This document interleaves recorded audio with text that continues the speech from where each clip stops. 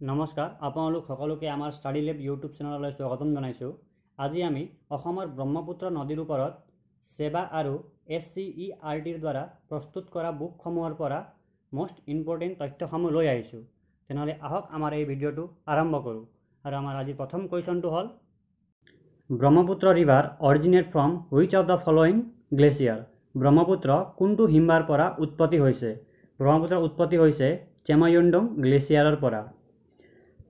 তামচুক খামলা certain নামৰ ঠাইৰ পৰা চেমায়ুণ্ডং নামৰ হিমবাৰ পৰা ব্ৰহ্মপুত্ৰৰ নৈৰ উৎস ইয়াৰ উৎপত্তি হৈছে। আমাৰ নেক্সট কুৱেশ্যন, এজ পাৰ সেৱা what is the length of river Brahmaputra in Assam? সেৱাৰ বুকৰ অনুসৰি অসমত ব্ৰহ্মপুত্ৰৰ দৈৰ্ঘ্য কিমান? সেৱা বুকৰ অনুসৰি অসমত ব্ৰহ্মপুত্ৰৰ দৈৰ্ঘ্য হৈছে 640 কিলোমিটাৰ আৰু ব্ৰহ্মপুত্ৰৰ উৎসৰ পৰা মোহনালৈকে ইয়াৰ দৈৰ্ঘ্য হৈছে 2906 কিলোমিটাৰ। আৰু এই কিতাপত দিয়া আছে যে প্ৰায় বুলি দিয়া আছে, একজেক্ট কোনো বুকত দিয়া নাই, সেইকাৰণে আমি এই কথাটো প্ৰায় বুলিয়ে লিখিব লাগিব যে ব্ৰহ্মপুত্ৰ উৎসৰ পৰা মোহনালৈকে দৈৰ্ঘ্য আছে প্ৰায় 2906 কিলোমিটাৰ। আমাৰ নেক্সট কুৱেশ্যন, ব্ৰহ্মপুত্ৰ নদীয়ে ক'ত ইউ টাৰ্ণ লয়? ব্ৰহ্মপুত্ৰ নদীয়ে ক'ত ইউ টাৰ্ণ লয়? এই কুৱেশ্যনটো খুব ইম্পৰ্টেণ্ট আৰু ইয়াৰ শুদ্ধ উত্তৰটো হ'ব নামচা বৰুৱা। নামচা বৰুৱাত ব্ৰহ্মপুত্ৰই এটা ইউ টাৰ্ণ এটা লয়। Next question, what is the local name of Brahmaputra in the upper region of Arunachal Pradesh? Arunachal প্ৰদেশৰ ওপৰ অংশত ব্ৰহ্মপুত্ৰৰ স্থানীয় নাম কি? অৰুণাচল প্ৰদেশৰ ওপৰ অংশত ব্ৰহ্মপুত্ৰৰ স্থানীয় নাম হৈছে চিয়াং। তলৰ অংশত ইয়াৰ নাম হৈছে দিহং। তলৰ অংশত ব্ৰহ্মপুত্ৰক দিহং বুলি কোৱা হয়। ব্ৰহ্মপুত্ৰই নামচা বৰুৱা শৃংগৰ ওচৰত দক্ষিণ পশ্চিমলৈ ঘূৰি অৰুণাচল প্ৰদেশত প্ৰৱেশ কৰে। একে দিশেৰে কিছু দূৰ বৈ অহাৰ পিছত ই পুনৰ দক্ষিণ দিশে গতি কৰি পাছিঘাটৰ ওচৰৰ সমতলত প্ৰৱেশ কৰিছে। অৰুণাচল প্ৰদেশৰ ওপৰ অংশত নৈখনৰ স্থানীয় নাম হৈছে চিয়াং। আমাৰ নেক্সট কুৱেশ্যন, অসমৰ কোন ঠাইত দিহং, দিবং আৰু লোহিত একলগ হয়? অসমৰ কোন ঠাইত দিহং, দিবং আৰু লোহিত একলগ হয়? আৰু ইয়াৰ শুদ্ধ উত্তৰটো হ'ব শদিয়া। অসমৰ শদিয়াত দিহং, দিবং আৰু লোহিত এই তিনিওটা নদী একলগ হয় আৰু ই এটা খুব ইম্পৰ্টেণ্ট প্ৰশ্ন। পাছিঘাটৰ পৰা দিহং নামেৰে এই নৈখনে দক্ষিণলৈ কিছু দূৰ বৈ আহি শদিয়াৰ ওচৰত দিবং আৰু লোহিত নৈৰ সৈতে লগ হয় আৰু ইয়াৰ পৰাই এই নদীখনৰ নাম ব্ৰহ্মপুত্ৰ নামেৰে জনা যায়। আমাৰ নেক্সট কুৱেশ্যন, শদিয়াৰ পৰা ধুবুৰীলৈ ব্ৰহ্মপুত্ৰ নদীৰ প্ৰতি কিলোমিটাৰত গড় ঢাল কিমান? ঢাল মানে ইয়াৰ শ্লোপ, আৰু ইয়াৰ শুদ্ধ উত্তৰটো হ'ব 13 পৰা 14 চেণ্টিমিটাৰ। আৰু আমি এই তথ্যটো ক্লাছ 8ৰ ছ'চিয়েল ছায়েন্সৰ বুকৰ পৰা অসম জিঅ'গ্ৰাফী নামৰ পাৰ্টটিৰ পৰা লৈ আহিছোঁ। আমাৰ নেক্সট কুৱেশ্যন, অসমত ব্ৰহ্মপুত্ৰৰ কেইখন উপনৈ আছে? অসমত ব্ৰহ্মপুত্ৰ নদীৰ কেইখন উপনৈ আছে?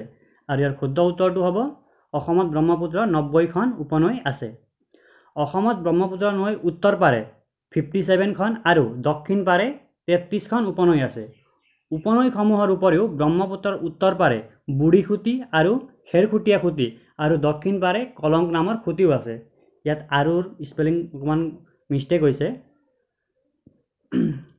আমাৰ নেক্সট কুৱেশ্যন, ব্ৰহ্মপুত্ৰ উত্তৰ পাৰৰ আটাইতকৈ ডাঙৰ উপনৈ কোনটো?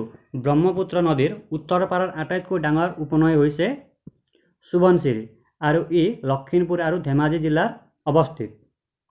ব্ৰহ্মপুত্ৰৰ উত্তৰ পাৰৰ প্ৰধান উপনৈবোৰ হৈছে চিমেন, জীয়াদল, সোৱণশিৰি, ডিক্ৰং, ৰঙানদী, বুৰৈ, বৰগাং, জীয়াভৰলী, গাভৰু, বেলশ্বিৰি, ধনশিৰি, নোৱানদী, ননৈ, বৰনদী, পুথিমাৰী, পাগলাদিয়া, মানা, আই, বেকী, চম্পাৱতী, গৌৰাং, টিপকাই আৰু গদাধৰ। এই নদীসমূহ হৈছে ব্ৰহ্মপুত্ৰৰ উত্তৰ পাৰৰ প্ৰধান নদী। নেক্সট কুৱেশ্যন, ব্ৰহ্মপুত্ৰৰ দক্ষিণ পাৰৰ আটাইতকৈ ডাঙৰ উপনৈ কোনটো? ব্ৰহ্মপুত্ৰৰ দক্ষিণ পাৰৰ আটাইতকৈ ডাঙৰ নদী হৈছে কপিলী। কপিলী হৈছে ব্ৰহ্মপুত্ৰৰ দক্ষিণ পাৰৰ আটাইতকৈ ডাঙৰ নদী। আৰু দক্ষিণ পাৰৰ প্ৰধান নদীসমূহ হৈছে বুঢ়ীদিহিং, দিচাং, দিখৌ, জাঁজি, ভোগদৈ, ধনশিৰি, কপিলী, কুলশী, কৃষ্ণাই আৰু জিনাৰী বা জিঞ্জিৰাম। আমাৰ নেক্সট কুৱেশ্যন, কোন চনত দেশৰ দ্বিতীয় ৰাষ্ট্ৰীয় জলপথ হিচাপে ব্ৰহ্মপুত্ৰক স্বীকৃতি দিয়া হৈছিল?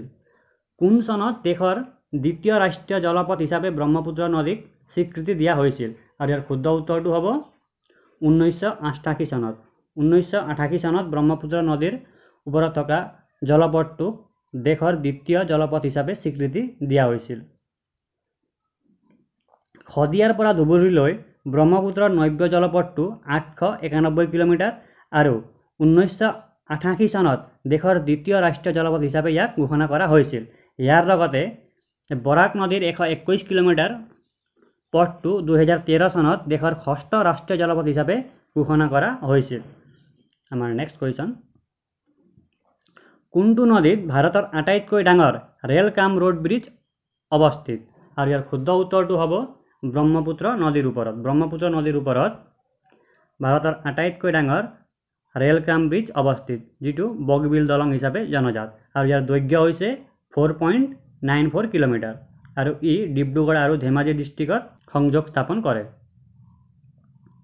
আমাৰ নেক্সট কুৱেশ্যন, অসমৰ আটাইতকৈ ডাঙৰ পোৰ্ট কোনটো?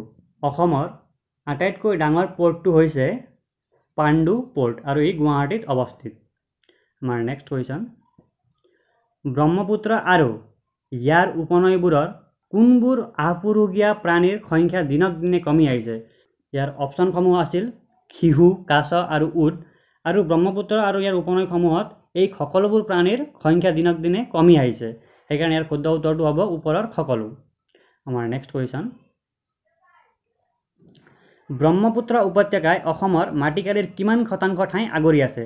ব্ৰহ্মপুত্ৰ উপত্যকাই অসমৰ মাটিকালিৰ 72% ঠাই আগুৰি আছে।